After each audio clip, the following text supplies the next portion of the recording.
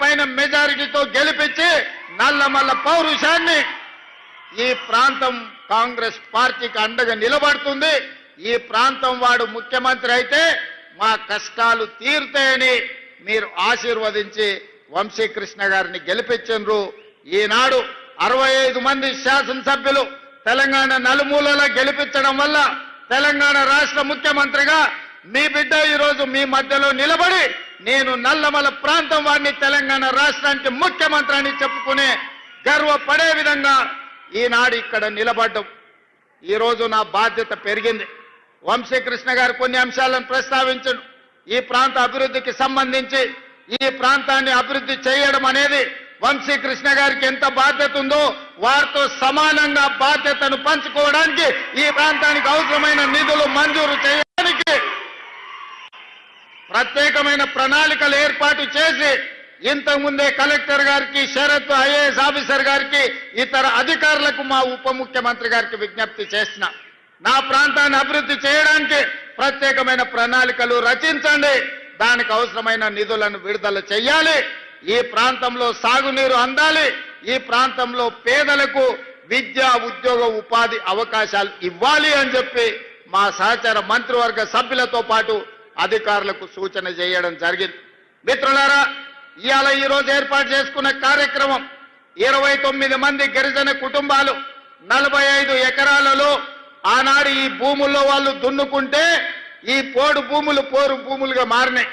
ఆనాడు ఈ పోరు భూముల్లో పోరాటం చేసిన గిరిజనులను బేడీలు వేసి జైలుకు పంపించిన చరిత్ర గత ప్రభుత్వానిదైతే ఈనాడు అదే భూముల్లో సోలార్ పవర్ ప్లాంట్లు పెట్టి వాళ్లకు మంచి తోటలు పెట్టి మంచి పంటలు పండే ఫలాలను ఇచ్చే భూములుగా మార్చి ఈ రోజు ఆ గిరిజనులు ఆత్మగౌరవంతో బ్రతికే విధంగా ఇందిరా సౌర గిరి జల విధానాన్ని ఈ రోజు ప్రవేశపెట్టడం జరిగింది. అయితే మా ఉప ముఖ్యమంత్రి గారికి నాదొక సూచన. ఈ ఇందిరా సౌర గిరి జల వనరుల అంటే పలకడానికి మాకు కొంచెం కష్టంగా ఉంది. ఇందిరా సోలార్ గిరి జల విధానం అనే కింద మార్చండి. సౌర అనే బదులు కంటే సోలార్ అని పెడితే మా వాళ్ళకి అల్కగా అర్థమవుతుంది, మేము అల్కగా మాట్లాడడానికి ఉంటుందని వారికి నేను విజ్ఞప్తి చేస్తున్నా.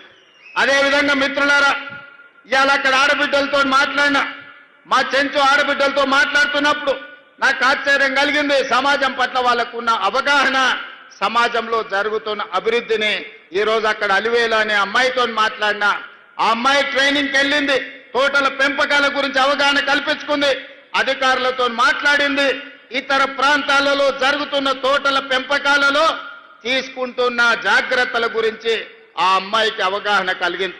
అందుకే ఈరోజు నేను కలెక్టర్ గారికి ఆదేశాలు ఇచ్చిన, ఎవరైతే ఈ గిరిజన ప్రాంతాలలో ఉన్న ఆడబిడ్డలు ఈ తోటల పెంపకంలో కానీ సోలారు విద్యుత్తు మోటార్లు పెట్టుకోవడంలో కానీ అదే విధంగా వాళ్ళ ఇంటికి సోలారు విద్యుత్తు పెట్టుకోవడానికి అవసరమైన ప్రణాళికలు అవగాహన కల్పించడానికి వాళ్ళకు అవకాశం ఇచ్చండి, వాళ్ళను అచ్చంపేట నలుమూలలో తిప్పండి అని చెప్పి నేను కలెక్టర్ గారికి ఆదేశాలు ఇచ్చిన.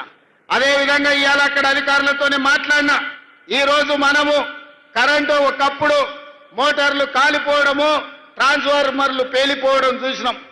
ఈనాడు కరెంటు నిరంతరాయంగా వచ్చినా ఈరోజు ఆ విద్యుత్తు తడిసి భారమై ఈరోజు రైతులకు కావలసిన విధంగా ఆ విద్యుత్తును వాడుకోలేని పరిస్థితి ఉంది.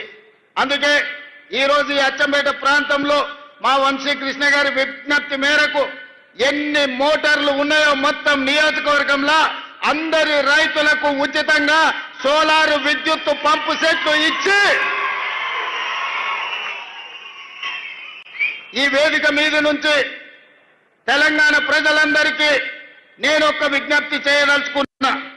నా సొంత ప్రాంతం అచ్చంపేట ప్రాంతం, ఈనాడు ఏ రైతు కూడా విద్యుత్తు వినియోగాన్ని చేసే మోటార్లు కాదు, రాబోయే 100 రోజుల్లో ప్రతి రైతుకు సోలారు విద్యుత్తు మోటార్ను అందించి సోలారు విద్యుత్తు ఉత్పత్తి మోటార్లకే కాదు, రేపు భవిష్యత్తులో అదనంగా సోలారు విద్యుత్తును ఉత్పత్తి చేసి ప్రభుత్వానికి అమ్మే విధంగా ఆ ఆడబిడ్డలకు 3,000, 4,000, 5,000 ప్రతి నెల ఆదాయం వచ్చే విధంగా ఈరోజు ప్రణాళికలు రచించండి అని చెప్పి మా అధికారులకు చెప్పిన.